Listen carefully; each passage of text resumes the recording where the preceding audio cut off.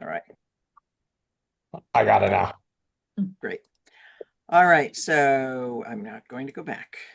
Why repair must become collective. Earlier modules showed how integrity often migrates into individuals when systems are underdeveloped. People rescue, they compensate, they absorb strain.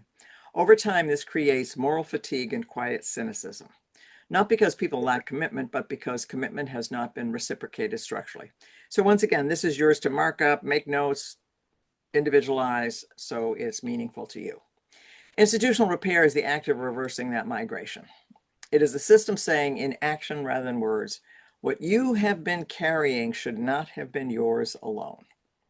This does not mean leaders take on blame for everything that went wrong. It means they take responsibility for what the system permitted, protected, or practiced. I might even add what it omitted. Repair becomes a collective when it's no longer dependent on individual courage and conscience, but it is expected, resourced, and modeled. The difference between resolution and repair. One of the most common misunderstandings in organizational life is the belief that solving a problem is the same as repairing its impact. Problems can be resolved quickly. Repair takes presence. A process can be fixed. Trust requires return. We're going to talk about some scenarios that involve that. A decision can be implemented, but if its impact is not acknowledged, the system carries residue. Institutional repair recognizes that organizations do not just create outcomes, they create experiences. When those experiences include confusion, inequity, silence, dissent, repair must address not only what changed, but how it felt to live through it. This is not emotional indulgence, it's called ethical accountability. So, why repair feels risky to leaders? Many leaders hesitate to engage in institutional repair because it feels like weakening authority. There is often an unspoken fear in naming past missteps, mistakes will undermine confidence, invite criticism, or reopen settled issues. How many of you grew up in systems that said, never admit a sign of weakness? Even if you failed, never acknowledge that you failed. That was a prevailing belief system as uh, even if everybody can see how clearly it is, do not admit it. It's a sign of weakness. We live in a culture today that has found a great issue with that. So when systems do not repair openly, people do not forget. They adapt. They lower their expectations. They stop bringing forward what they know. Authority becomes brittle rather than strong. Repair, when well done, does not diminish leadership, it grounds it. It signals that authority is secure enough to tell the truth, strong enough to listen, and mature enough to learn. Collective accountability system practice. Collective accountability does not mean shared blame. It means shared ownership of conditions. It asks different questions than traditional accountability.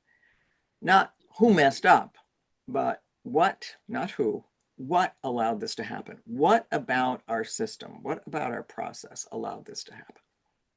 Not why didn't somebody say something, but what made saying something risky?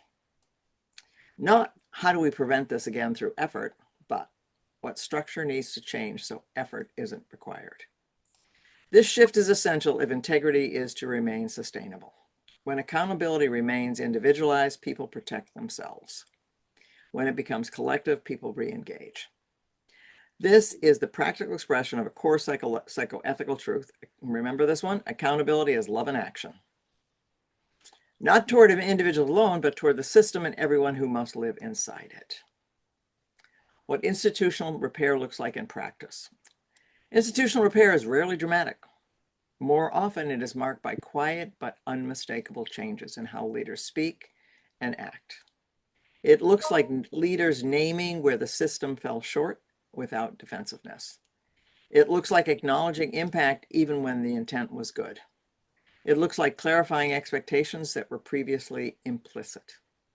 It looks like redesigning processes that relied too heavily on informal heroics. And it looks like making repair visible so people do not have to guess whether it happened. More importantly, it looks like learning, not privately, but in ways that change how the system operates going forward. Why repair must be modeled, not mandated. Repair cannot be required by others if it is not practiced by those with the most power. Because, what do we remember? Power is always In the room. in the room. So if the people with most power aren't addressing it, but asking others to do it, yeah, that's not going to work. This is one of the most important and difficult truths of organizational life. When leaders model repair, naming misalignment, acknowledging strain, adjusting the course, they legitimize repair everyone else in the system. When they do not, repair becomes optional, risky, or symbolic. This is why institutional repair is inseparable from leadership maturity. It asks leaders to tolerate vulnerability without collapsing into apology, responsibility without self-flagellation. Who knows what self-flagellation means? Self-importance. No. Tom asked this question yesterday because Tom's really good at asking the question. He said, what is self-flagellation? All right, who's able to find it quickly? Self-flagellation means beating yourself up. Who came up with that? It was a practice that was done by people in religious orders, and it was actually done with a whip with. Think of Paul Bettany and the Da Vinci Code. Yep. Yeah. Okay, thank you. I love having a reference, Sam. Thank you. All right. But you can do it through internal talk to yourself. Some of you know about that kind of internal talk. I really screwed up. That was really stupid. I can't believe I did that. I can't believe I said that. Oh my God, I am such a screw up. That can be verbal self-flagellation. Instead, we have the practice of clean authority. What this module asking the organization to do. Module 8 does not ask the organization to revisit every past decision or reopen every wound. It asks something more focused and more consequential, to identify where integrity has been carried through effort rather than structure, to name those patterns honestly, and to redesign the system so what was carried privately now becomes held collectively. This is how moral fatigue is prevented from returning. This is how cynicism loosens its grip. This is how trust becomes durable rather than conditional. So why this is the culmination of this particular psychoethical arc? Well, it develops what we started in Module 1. Integrity moved from individual intention to relational practice to systemic capacity to ethical decision-making to conflict containment to recognition of informal power to naming moral fatigue. Institutional repair is where all of that learning converges. It is the moment an organization stops asking, how do we get people to do the right thing? And begins asking, how do we become a system that makes the right thing easier to do? Let me say that again. How do we become a system that makes the right thing easier to do? That question changes everything. Sam, are you intentionally off camera? Organizations, so. My camera's been acting up, so I'm just leaving it off. Okay. I'm on my computer though. Okay. I just like to see everybody's face. Organizations do not become, and don't anybody else use that excuse, okay? Because Sam's getting it this time, but we're going to have a technical report and then go on. They become ethical by learning how to repair themselves. Institutional repair is not a one-time act. It is a stance, a willingness to remain in relationship with reality as it evolves, to take responsibility when the system lags behind its own ideals, and bring integrity back into shared ownership whenever it drifts. A psychoethical workplace is not one that never causes strain. It is one that knows how to take responsibility back from individuals and carry it together. This is what makes integrity not just aspirational, but sustainable. All right, we're ready for our scenarios. We need someone to start the first scenario.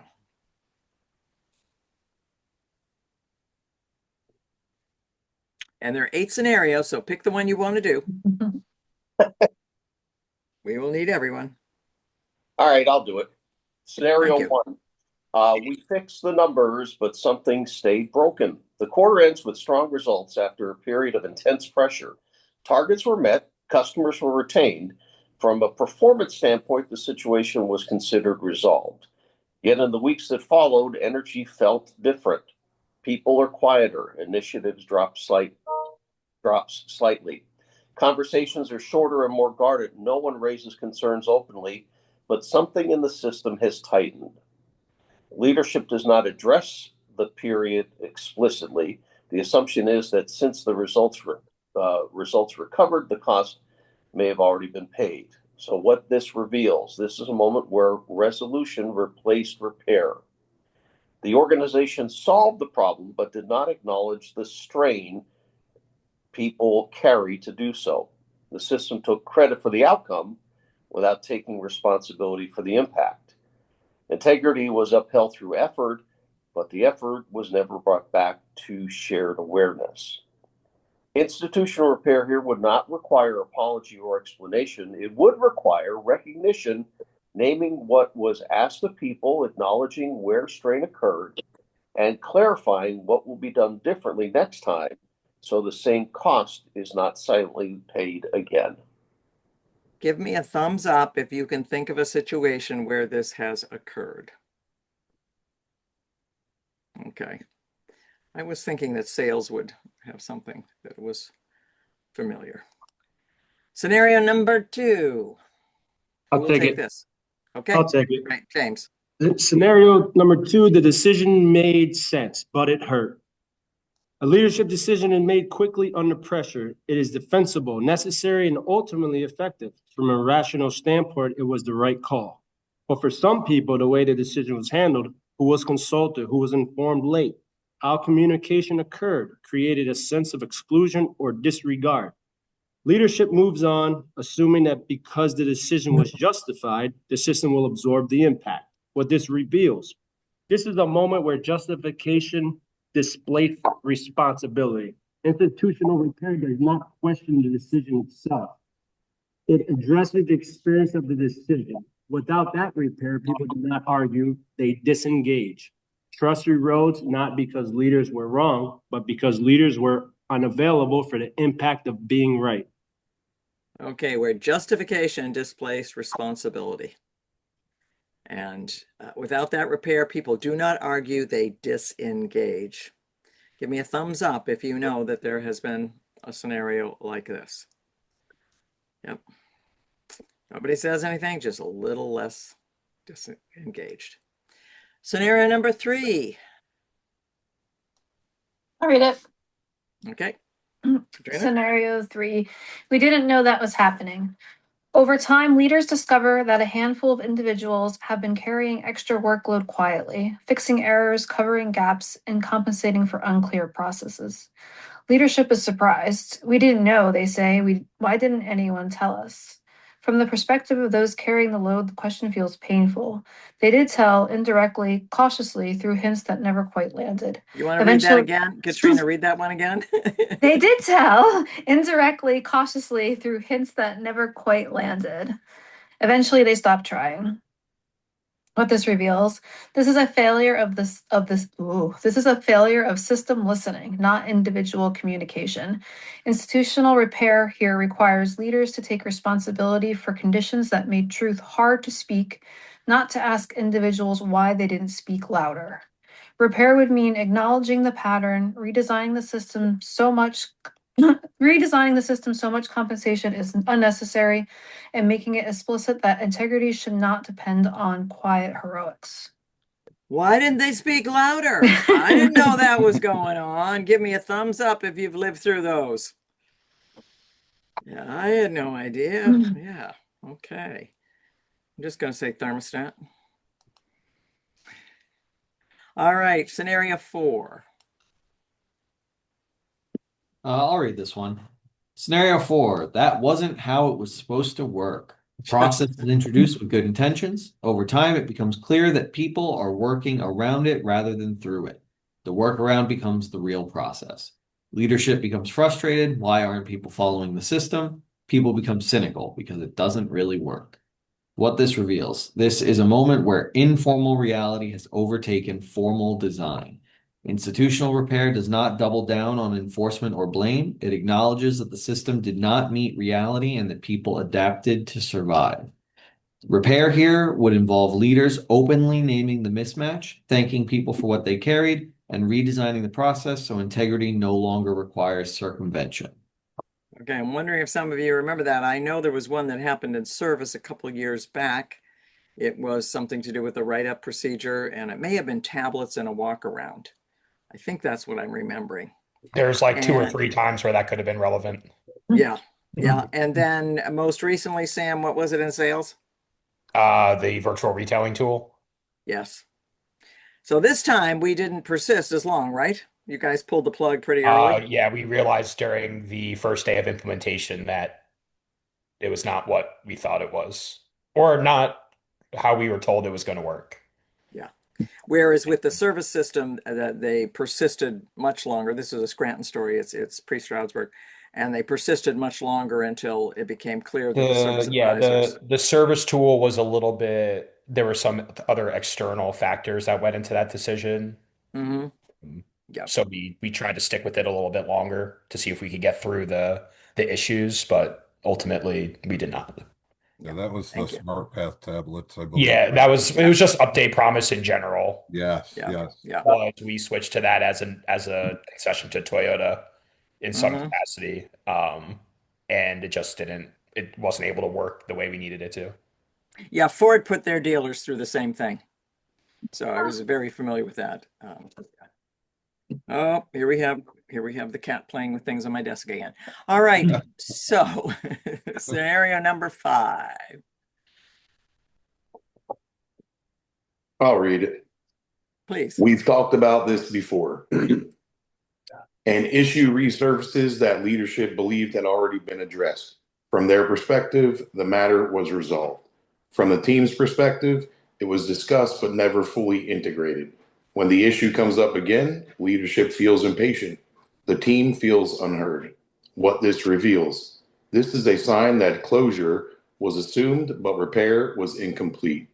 Institutional repair here requires slowing down enough to ask, what did we think we repaired, and what did people actually experience?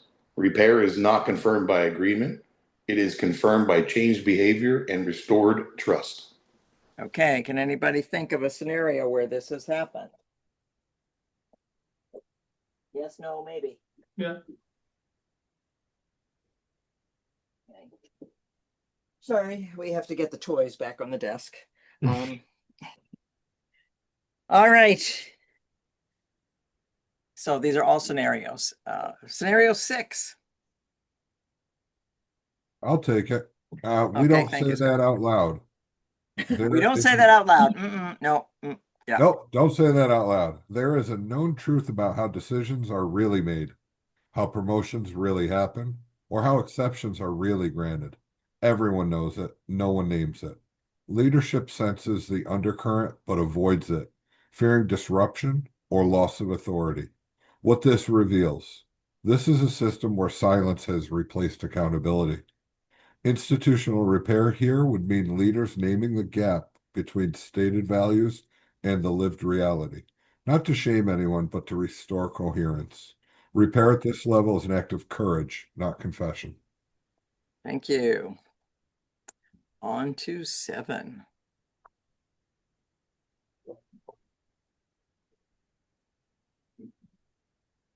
I'll go. Thank Thank you.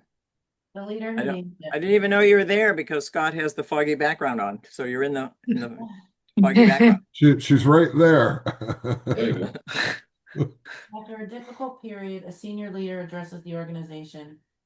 They do not defend decisions, they do not minimize strain, they do not assign blame. Instead, they say, "We asked a lot. Some of what you carried should have been carried by the system. We're taking responsibility for that and changing how we operate so it doesn't repeat." No grand gestures follow, just concrete changes and continued presence.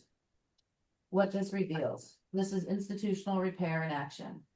Trust does not return instantly, but something loosens. People begin to re-engage, not because everything is fixed, but because responsibility has shifted back where it belongs. Thank you. So what are these scenarios teaching? Across all of these situations, one truth is consistent. Organizations do not lose integrity because people fail. They lose integrity when systems do not repair themselves. Institutional repair is not about perfection. It's about returning responsibility to the collective. So closing. Across all of these situations, one truth is consistent. Organizations do not lose integrity. That says the same thing. All right, now we're moving on to your self-reflection. So this is meant to be used. So mark up your page, write things down, circle, check, do all those things. So orientation, what kind of responsibility is being asked for now? Begin by noticing your own internal state.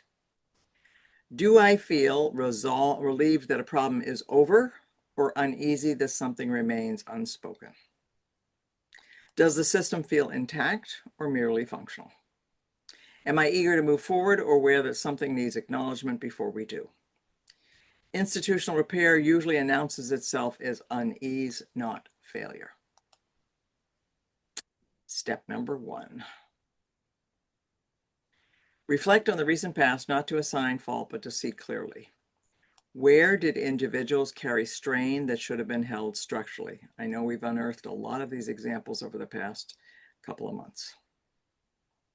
Where did people step in quietly to protect outcomes, relationships, or reputation? Our guest reputation, our customer reputation, our public reputation.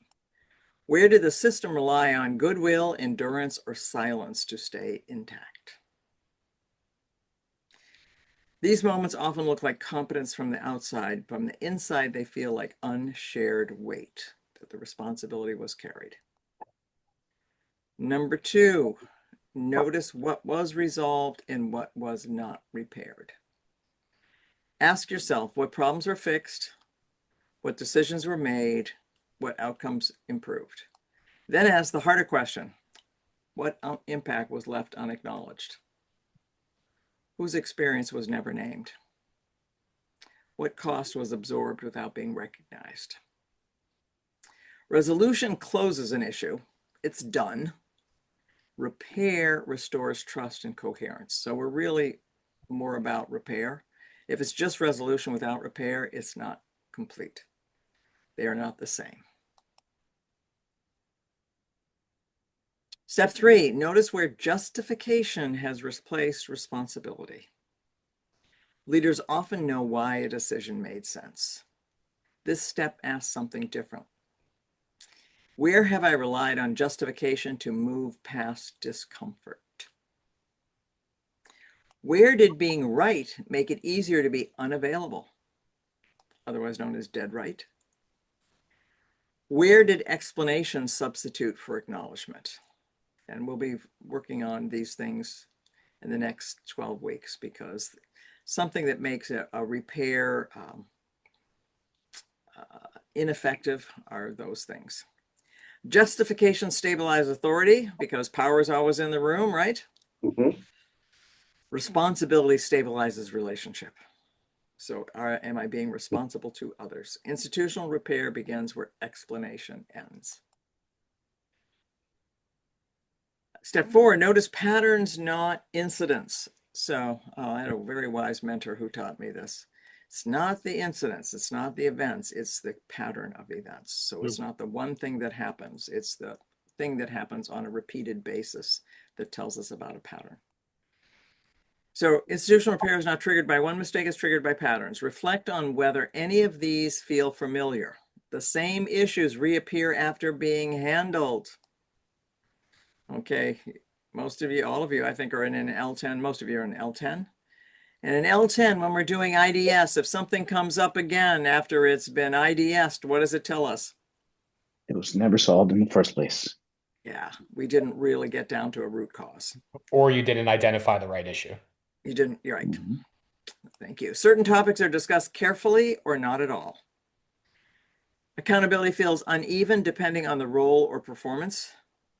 And people stop bringing forward concerns and simply adapt. When people stop bringing forward, when your team members stop bringing forward team concerns, before you think you've got everything right, stop and question if they're just adapting. Patterns indicate the system itself, not individuals, need attention. Step number 5, excuse me, reorient it using the 5 workplace vows. The 5 workplace vows are not here to ask more of you. They're here to help you locate where responsibility belongs now. Choose one vow. So there's a task for you right now. Choose one vow that feels most relevant at this moment. If curiosity feels hard to access, ask what disappointment has hardened into certainty. So in what area has my disappointment hardened into certainty? And I'm no longer curious. If directness feels risky, ask what silence has already cost the system. So choosing silence, what does it cost? If truth feels heavy, ask how long it has been carried privately. If accountability feels fraught with effort, ask where behavior and worth have become conflated and confused, I might add. If repair feels daunting, ask what remains unresolved beneath the surface. The vow that feels the hardest is often the one pointing toward repair. Step 6. Ask the institutional question, and this is a central question in Module 8. What is the organization being asked to take responsibility for now that individuals have been carrying? We've talked about a lot of these over the last 8 weeks. Sit with this without rushing to solutions. Institutional repair often begins with naming, not action. Step 7, consider what visible repair would mean. If repair were to occur at the institutional level, what would be required? Not in grand gestures, but in substance. What would need to be acknowledged openly? What assumptions would need to be corrected? What processes would need to change so the strain does not repeat? What authority would need to be exercised differently? Repair is credible only when it is visible and consequential. So after action, if you engage in institutional repair, return to reflect. Did responsibility feel more evenly distributed afterwards? Did people re-engage or retreat further? Did the system feel steadier or more exposed? Repair does not guarantee comfort, it restores coherence. The repair may actually be uncomfortable. Closing reflection. Institutional repair is not an admission of failure, it's an act of leadership maturity. It says to the system, you should not have had to carry this alone. When organizations learn to take responsibility back from individuals onto the organization, integrity stops being a private burden and becomes a shared capacity. This is the deepest form of accountability there is. All right. So now this is a final wrap-up question. Out of the 8 modules we've had, and given this last self-reflection, what are you taking away from the conversation we've been having about systems, institutional repair, people carrying the burden, staying silent long enough to get weary and maybe bitter? So that's what we're talking about. Just what are some of your overall thoughts and sentiments that you're taking away from this module? I'll go. Oh, Go no, Carlos, you go first. ahead. Yeah, Carlos is going first. Yay, Carlos. No, he farts. No, that doesn't happen. I'm playing the We're trying lottery new today. things. We're trying new things to see what it feels like. So here we go. I think with me, what sticks the most is the processes first and people second. It's something that I've heard a lot before from listening to Chris Collins. Mm-hmm. And now that we've gone through this whole section, it kind of puts a different perspective or a different way of seeing how all that works, for a company. Like I'd never really thought about it. I always thought, people are the ones who carry this whole thing moving forward. And the more and more we go over it, it has taught me to see things in a different way. Great, thank you. Nice opening. And we might even say that this is the Toyota way. For those of you who have studied any of the Toyota way, it's about process. It's not about people, it's about process, strong process. Okay, after that lead, who would like to follow? I'll go. Mel. Okay, Melissa. No, I think something that stands out is just a lot of the discussion about systems and repair, acknowledging. I think it's the module overall has created a lot of us myself included, to really do some more reflecting into that and leaning into that more. And I know Scott and I have bounced it off of each other before about, he's pointed out to me where a system has been broken and how it needs to be fixed. So it's really brought a lot of light to it. Great, thank you. Pamela, I'll keep it in the room. It's never too late. I think that's one thing that keeps ringing true to me. The line institutional repair often begins with naming. We have to name it. And you and I spoke this morning about a conversation about the difference between being nice and being kind. Hmm. And I think that's really critical because at times I find myself as a high I wanting to be in that liked mode. And Mhm. being liked isn't going to fix anything and it isn't truly going to help. Being nice is different than being kind. And we need to be truthful and name it. And clear is? I Clear is kind. Clear is kind. That's why we focus on kind rather than nice. Thank you, Scott. Next up. I can go. Sam. For me, my takeaway is the importance of building a system that allows people to be people when they need to. And what that means is, we have a lot of ability to automate processes. We have AI is getting better and better. To me, a lot of my takeaway is how can we set up processes in the dealership that can do a lot of heavy lifting of stuff where being a human doesn't add value, and then allow our people to do what they are good at, which is being people. Um, so are there processes that we can automate to free up time for people to, use real human skill and connection? Mhm. Thank you, Sam. Yes, that is the big discussion in AI nowadays is, if it's a bad human interaction, people will prefer an AI assisted interaction. But for complex, sophisticated situations requiring empathy and human concern, humans do it better if they are skilled. So we're starting the next 12 weeks is on how to make sure our humans are as skilled as they can be so that people are not wanting to deal with AI rather than a human. If somebody's saying, yeah, really, do you have a robot, maybe a bot, maybe a kiosk? Yeah, I'm finding it a little difficult dealing with your people. So that's what we're going to the other part of the equation. Thank you. Next. Everybody gets a chance. Katrina, and then we'll go to the sales room. Okay. I had to say this without sounding derogatory because I don't mean it in that way. I don't think we have a system yet.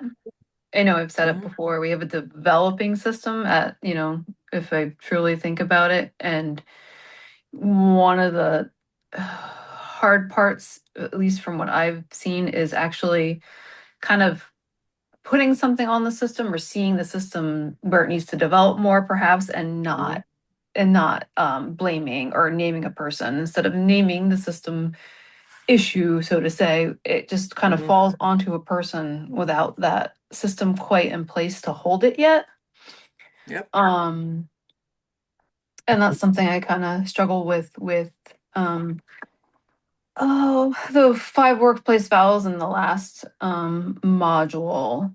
I think a lot of them is too hard to choose one, and a lot of them all kind of felt like the same underlying issue to me. Okay, thank you. Yes. Yes, and I think you might be in a position in the dealership that sees those places where the systems don't carry across well. So maybe within sales, they work better, within service, they work together, but when they have to come together with something that's all dealership. Mm-hmm. Yeah. Yes.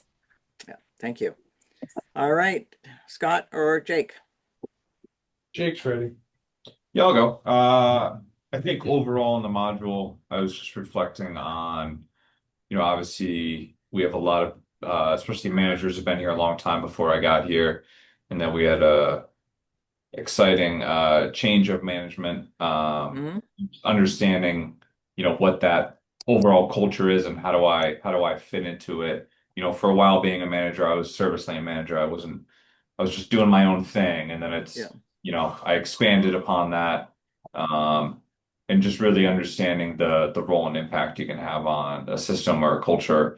Like Patrick had one of the newer sales managers had the handout that Lenny gave to him, nice cat, and like we were joking, we were using the phrases that we've learned, like rescuing and all the other stuff. And it started as a joke. And then I realized like these are the tools that we learned of how to, get a higher level of communication of real issues. So kind of like it's a playbook to communicate in a higher level. Great, thank you. We're going to certainly continue with that. Thank you. Was it this shame versus respect handout? It was, yeah, yep. Yeah, because we realized that we hadn't quite brought him on board with that. And it's a core teaching and an essential teaching, and that was a system failure. And Mark, we need to make that part of the onboarding and get your skills up into having that conversation. That was a miss that showed up in my conversation with Lenny. Yeah. Like, oh yeah, this guy hasn't had an opportunity to learn that. Scott.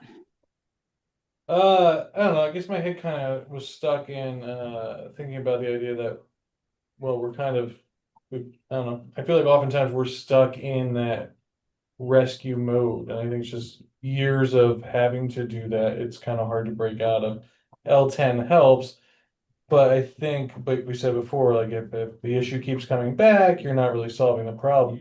And I think even when the issue is discussed, at some point we resort back to rescue. Okay, I'll handle this. I'll do this. We'll do this. Blah blah blah, and then we move on because it feels like it's resolved, and then we go back. So I think it's just a matter of we need to be a little more mindful and forceful at times with some individuals about trying to get things accomplished and fix problems. Yeah, and I think we might need to increase the level of pain tolerance. Stay the course to actually come up with a real solution rather than a short-term fix, a real systems solution. Yeah. All right, thank you. I'll go next. James. Yes, for me, one that really stuck out for me was Module 7, moral fatigue. That really speaks to me. The guided processes for the system. And that's where I realized I had a hand in it as far as being so quick to take monkeys on my back. I have a bit more awareness now after these modules to kind of think about it before I jump into action. And lastly, also before I was focused a lot more on what's happening rather than the patterns. So I have a heightened awareness on all those things that I mentioned. That's my takeaway. Great. Thank you. Great takeaways. Thank you, James. All right. I'll go. Chris. I look at it all as a whole, and it's a fantastic outline. And I think it helps to removing the fine line barrier between speaking up and not speaking up about what could be either physically or mentally draining, where I get a lot of mental draining that will absolutely deplete my physical battery. And I feel that we run into barriers with speaking up about processes or maybe some things that maybe we in a closed setting would more likely bring up, but in a broad scope of it, we won't, in fear of ramifications, negative or positive. But that's what I take about it, the outline of getting away from overfunctioning, away from fatiguing yourself, which we subconsciously will do if we're overfunctioning, and being able to speak up about processes that maybe are not up to where they should be. Okay. Thank you, Chris. You're welcome. All right. We've got Mark, Nick, and Richie. I'll go. One that sticks out to me the most is the 5 workplace vows. And I can't really pinpoint one, because one might happen, a different one might happen every day. Curiosity, directness, truth, accountability, repair. They all come into play every single day. Could be twice in one day, could be 3 times in one day. But I like the line in the bottom. The vowel that's the hardest one to point. The vowel that's the hardest is often the one pointing toward repair. So sometimes I have difficulty with the last one. If repair feels daunting, ask remains unresolved beneath the surface. I have to be more cognizant of that with my team and everybody at the dealership. So I'm working on that as well. Thank you, Richie. You're welcome.